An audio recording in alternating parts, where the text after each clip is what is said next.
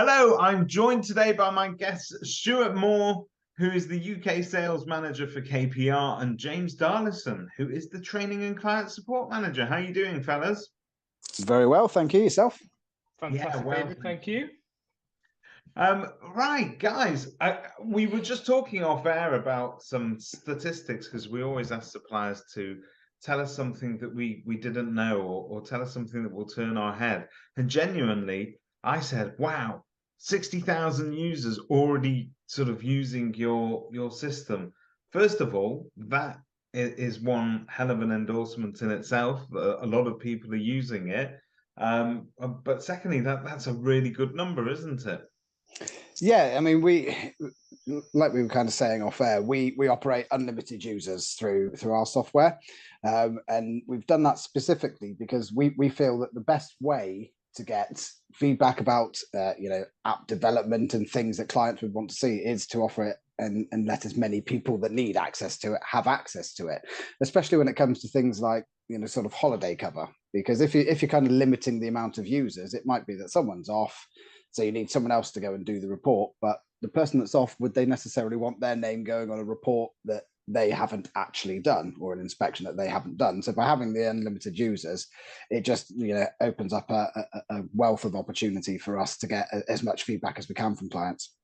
That's fantastic. So when we talk about KPR, I mean, you are a very popular choice amongst agents.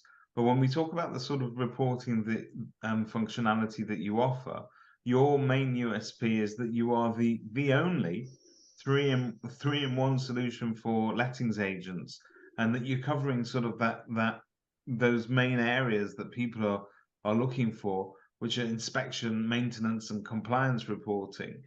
Just tell us how unique that is, then, in terms of the other products available in the market. I know, don't expect you to go into detail about that, but what we want to hear is why KPR stands out there. Do you want to field that one, James? Because I know you've been with KPR since day dot, really, haven't you? I have been with KPR with day dot. Well, we've just figured out. KPR has been going for the past 9 years as a company, and why not give the agents the option to, when they're reporting maintenance issues, to keep it all within KPR and send those maintenance issues straight off to the contractor, all through one place without having to send it elsewhere. And then those maintenance issues can be updated, and then we thought, let's go one step further and bring in the compliance, so they can upload gas safeties and stuff. And our automated platform called Willis will remind the agents when their compliance certificates are due to expire, and then they can instruct their contractors to do to redo the gas safeties and the EICR. So it's keeping them compliant and keeping them happy and helping them. Not so many tabs on the computer screen. Not so many tabs. I've only got 3,000 tabs open at the moment. So James is very much a 1 or 2 tab kind of guy. He hates mine because I've got about 20. Yeah, I've got 1 tab open at the moment, and that's this meeting. But you know what? Genuinely, I think that's a very important point. Actually, I think a lot of software and systems that we now use, every one of them is another tab. There's a lot going on at the same time, very often for agents running different systems concurrently. And so I suppose if you have got a solution that offers more than just one element of functionality, you are in effect stopping people from having to switch over tabs. I imagine a lot of duplication of data and therefore errors as well. So if you're having to input things in 3 separate places. Yeah, and one of the biggest things with, especially when you look at the compliance side of things, so obviously James is touched on the agent sort of driven compliance, so the gas safety, EPC, etc., expiry date stuff you would manually sort of upload to the system. But then you've got the report driven compliance, so your smoke and CO detector, legislation in the fit for human habitation that it tracks through the midterm reporting cycle. But one of the biggest things with the compliance side of things is you do sometimes get feedback from people saying, oh, well, our CRM does the compliance side. But the majority of CRMs, and I'm sure it has evolved over time, but they were mainly dedicated and pointed in the sales arena So people have instigated it for their sales business. Then they've started lettings, and they've tried to kind of shoehorn in the lettings side within their sales CRM. So it's not necessarily fit for the exact purpose of the lettings side of the business. So by having this functionality in our system, it really does help them.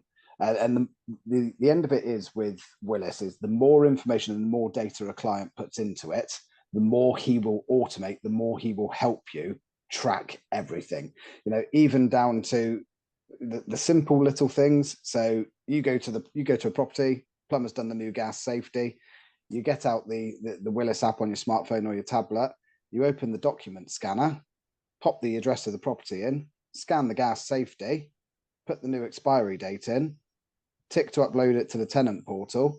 Not only does it then send it straight to the property file in the KPR hub, but it will automatically upload it to the tenant portal in their document vault and advise the tenant that a new gas safety has been issued, and then they would accept receipt of it.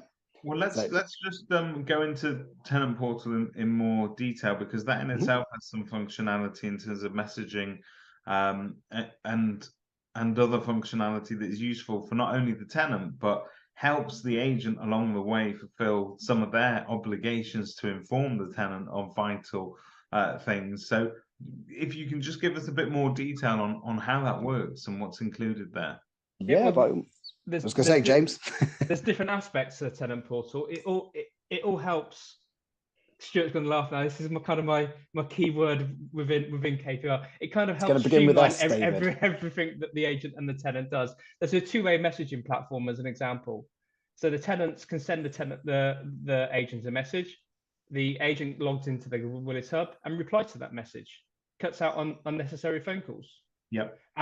When I'm an ex-agent myself, so when I was an agent, we used to have constant phone calls about tenants asking, "Can I redecorate the lounge?" It's a 30-minute phone call. Yeah, that can be done in 2 or 3 messages. Done. Agent moves on to something else. Tenant gets on with their life. Fantastic. There's upcoming dates. When you book an inspection, Willis will send notifications straight to the tenant automatically, date, time, and the person who's doing the inspection. That in itself has got kind of like a security aspect, because the tenant knows who's coming. And then if the inspector is carrying some form of ID, the tenant already knows who's going to do the inspection, so agent can prove that it's them that's coming.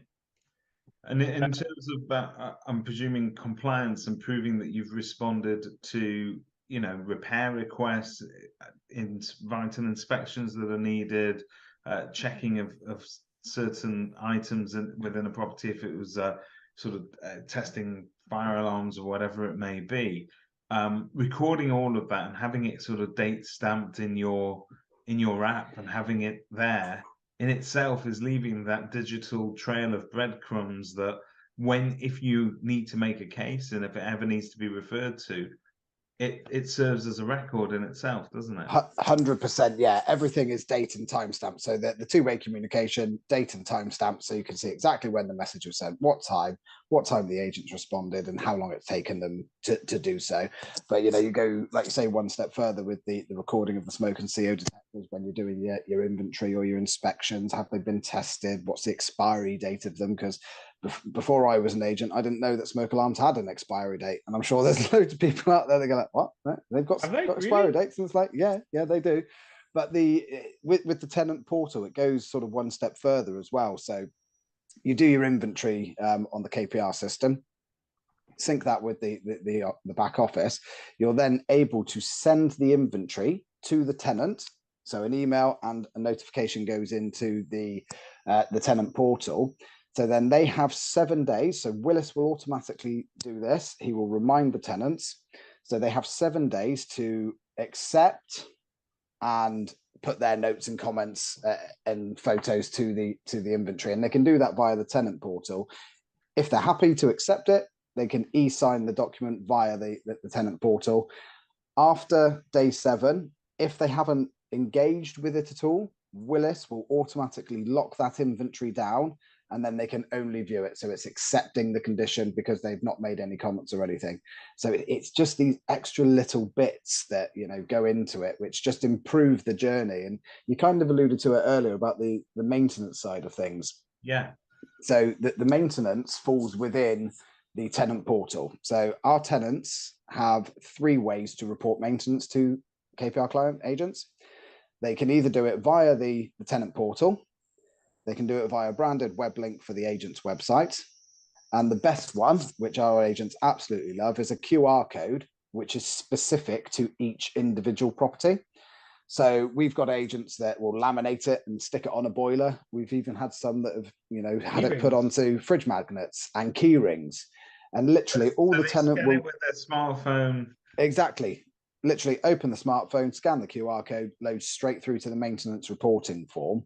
And what we've done with our maintenance as well is we've specifically made it as simple and easy as possible for tenants to do. So there's no clicking on images multiple times and things. It's just a form. What is the issue? Tell us what the issue is. Is it health and safety? Is it health and safety? Is it general? Is it maintenance or general comment? Take a photo, submit, go straight through to the issue manager. Willis recognizes it from the information that they've put in. It's obviously gone from their tenant portal, so it will tag it to the relevant property, and it will show in the issue manager, and then they can progress it and send it to a contractor of their choice.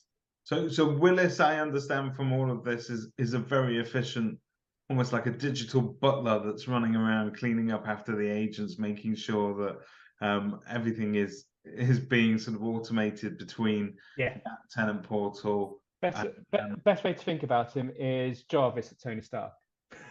Okay. Well, that's an analogy, isn't it? It's a bit of a stretch. It's a bit of a stretch, but it's a good attempt at making property reporting sexier by making it into that Hollywood-esque name Willis. I mean, he could have gone with Kit from Knight Rider, though, couldn't he? Because it is the same voice actor.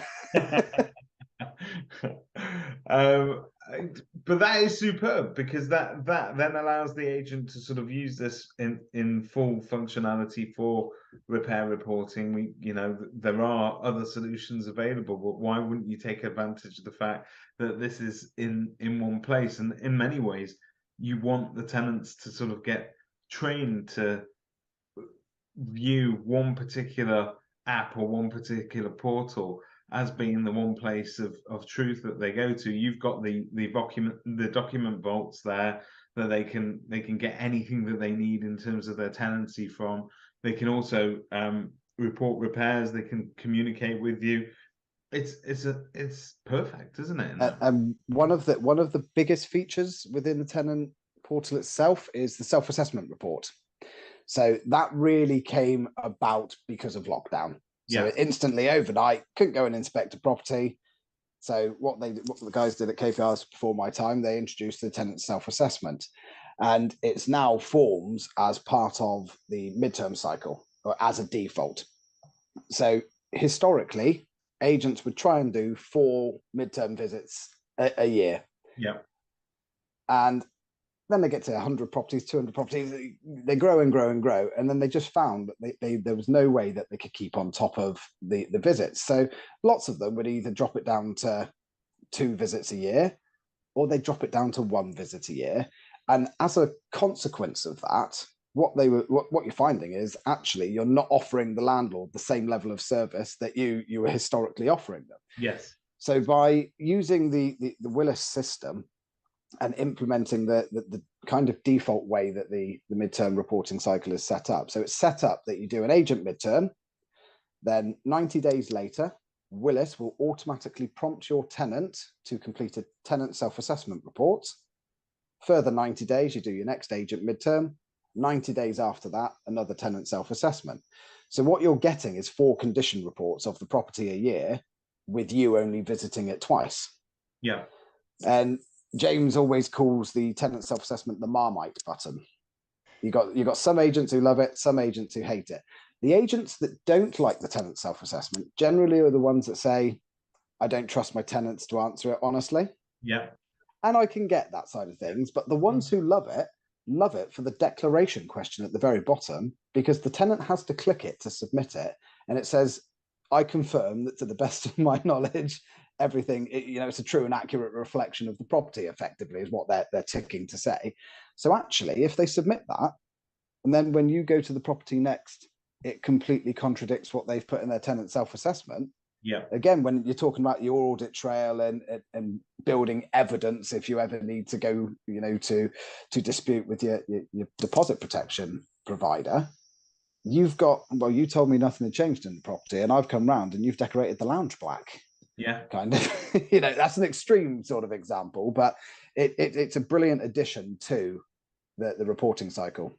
It's interesting because I suppose the pandemic did teach us one thing. It's that we cannot say, well, this sort of thing will never happen. I don't think we can afford to say it will never happen again. We hope it doesn't, but if you have necessity to sort of use the system like that, where you're not physically going to be able to do everything that you were once able to do, it's lovely to have these backups, isn't it? Yeah, massively so. Well, self-assessment's not. It's more than a backup, because a lot of the feedback we get, our tenants absolutely love it, because they're not being hassled every 90 days for an agent visit. It builds a strong agent-tenant relationship, which is so important, especially when it comes to the end of tenancy checks.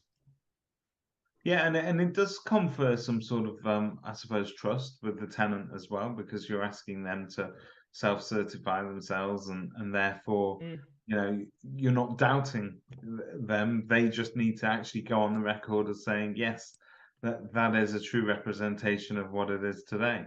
It's sort of twofold, isn't it? It's twofold with it, because by allowing them to submit the 2 self-assessments, you're, as I imagine with most agents, AST, you can tell I used to work for Property Mark when I say this, but it's going to enhance their quiet enjoyment that will be written into their AST. So by the less interruption, they're getting more quiet enjoyment for the property. And then secondly, like you say about the trust side of things, tenants can view property visits or midterm inspections as you're not actually there looking at the property. You're kind of you're scrutinizing, you're reviewing me, I'm under investigation almost, and they kind of feel it's them that's being looked at rather than the condition of the property and whether there's any maintenance requirements. So again, it's another added kind of side of it with going, well, we're trusting you to tell us if there are issues. So in terms of the application though, for KPR and how your users are currently using it, we've touched on sort of midterm reports and at the beginning of a tenancy as well. Is that the main mode of use for most tenants? Are there other applications as well? I noticed that housing associations also use your software, so it can be applied to other fields, can't it? Do you want to field that one, James? Yeah, I mean, we've got a multitude of clients ranging from the small independent agent right through to the large corporate agencies, but also the independent inventory clerks as well, because of how easy to use our inventory software is, and housing associations are starting to get on board regarding the Fit for Human Habitation Manager, which will keep track of that particular legislation that got passed a couple of years ago. So yeah, it's used across all areas of property management, and it produces a habitation status for each property. Does that show in the dashboard? Yes. Every single agent inspection that happens, Willis gives them property status automatically, and they can use that property status to produce a Fit for Human Habitation certificate, and that certificate just proves to the landlord that your property is okay to rent, or your property has these issues, it's fine, but you need to get these maintenance issues repaired or this damp sorted. And then it's being used as a selling tool as well, because a lot of agents have started to use our midterms on valuation, and then they're producing the certificate to their new landlords and go, we can manage your property, it's fit for human habitation, there's the proof, there's the kind of risk assessment that we've done on your property. Yeah, it shows the agents also sort of invested in that process, and they've got the tech to back it as well. And you have the independent inventory clerks who, there's a lot of things within our system. So tradespeople, for instance, plumbers, we have plumbers using our system because they can do a Legionella report via the KPR system. And obviously that is a chargeable report that, you know, plumbers will do. So they use a system to do the Legionellas report, but there's also the independent inventory clerks who will do they'll do a midterm report, you know, as part of their inventory cycle, but then they'll charge the landlord for the fit for human habitation certificate, because they're additional earners for, or potential earners for, clients should they choose to kind of utilize it. But the FFHH, as we know at the moment, with that sad incident in Rochdale, you know, it's going to be brought much more into the spotlight, probably quicker than the white paper and the leveling up, you know, paper kind of suggested. But the spotlight was shone on it from that. But this is just exasperating the issue. And, you know, you look at local authorities and how many of them clearly just don't have the capacity to actually visit the property unless the tenant tells them. I mean, in this case, obviously, there's clearly neglect and things, and you know, that side of things. But you know, by limiting, by putting those dedicated questions into the midterm for the agents, you're covering the bases, aren't you? You're just protecting your landlord, but you're protecting the tenants as well. That news story, it is particularly emotive because it was a child as well, but it sort of ripped through the headlines everywhere, and it seems to really have sort of taken hold of our industry, because you can see how quickly government have directly reacted to that, Michael Gove and his department.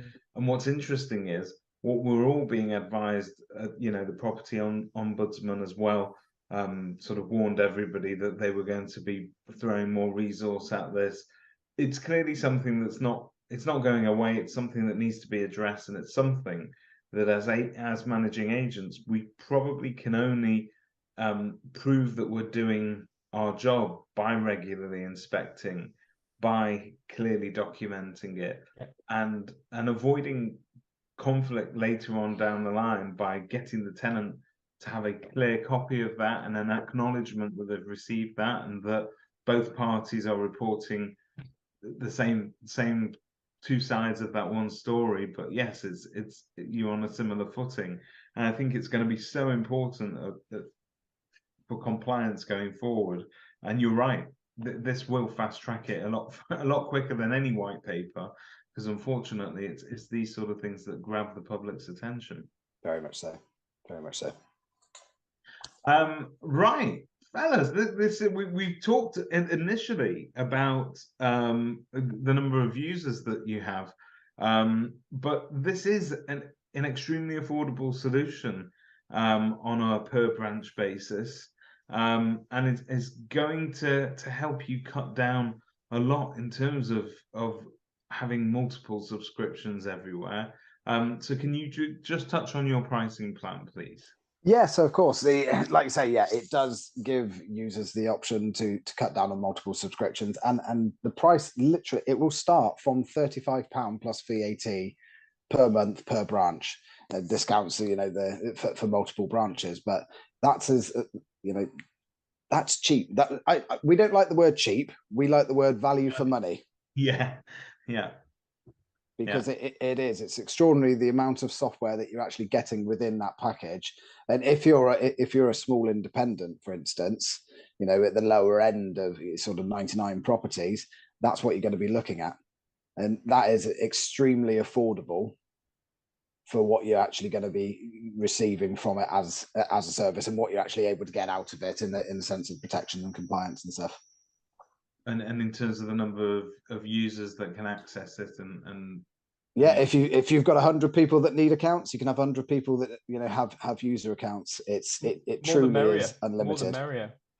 We quite regularly get agents that leave one agent and then move on to the next agent, and they sign up to KPR because the person who's just joined them has said, you need to use this guy, so it's fantastic.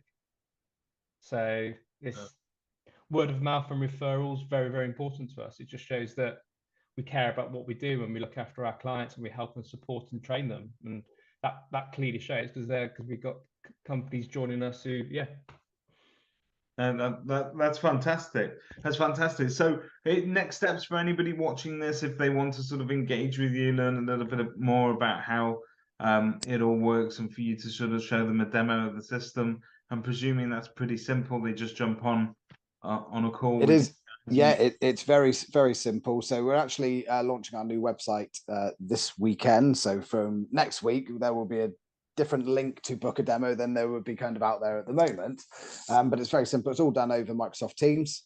So it's all a virtual demo, depending on what part of the system they want to see. 30 minutes to an hour long. But it's so simple to do. Obviously, you can give us a call, send us an email as well. Connect with us on LinkedIn. We're on all of the social channels. So there's many different avenues that they can touch base with us. But yeah, it's an easy process to book a demo. That's for certain. And in terms of from me saying yes, I want it, and actually sort of using it, how quickly do you think I could be up and running? James, do you want to field that one as you're the training and support manager? I mean, access to the system, access to the apps can be virtually instant. It depends on how quick the agent is and the new client is at getting the data across to us. Onboarding training, they go through a thorough onboarding session with myself or one of my training guys, and that's an hour, 2 hours, depending on how much detail and what aspects of the system they want to use. Relatively within a week, it's relatively easy. It's quick and easy. It needs to be simple. Agents are busy. They ain't got time to be faffing about. They just see a product, they like it, they want to get stuck into it and start using it. It needs to be easy. And it is. The biggest thing is dependent on getting the data back. So if we've got to do a data upload, for instance, it's getting the data from the client, but in the format that we need it in. And if they get that back to us within the day, we'll have that loaded up on that same day. It's even easier if the new client uses one of the CRM systems that we integrate with, because we can just grab the data from the CRM system and they'll be up and running even quicker. So yeah. So fantastic. So do you want to mention some of the? You don't have to mention all of them, but yeah, some of the CRMs that you currently integrate with. Yeah, we got a really good integration with Agent OS. SME professionals are really good. We got a really good relationship with the SME guys. Fantastic. We've got really good. Repit is about to be launched. Fantastic. We're talking to Arthur Online, or they're talking to us. I can't remember. Yeah, we've got conversations going with quite a few different CRMs at the moment, and then there's other ones, isn't there, James? I don't know whether you want to say about MRI, the one that begins with Pay. MRI and is it PayProp? PayProp, yeah, we are in the process of integrating with them. So you guys really do play well with others. We want to. We're happy to. We've got our own open API. So yeah, we're a friendly bunch. The more the merrier. That's exactly that. Anything to make the agent's jobs easier. Anything. That's fantastic. Guys, thank you very much for your time today. No, you're welcome. Thanks very much. It's been an absolute pleasure.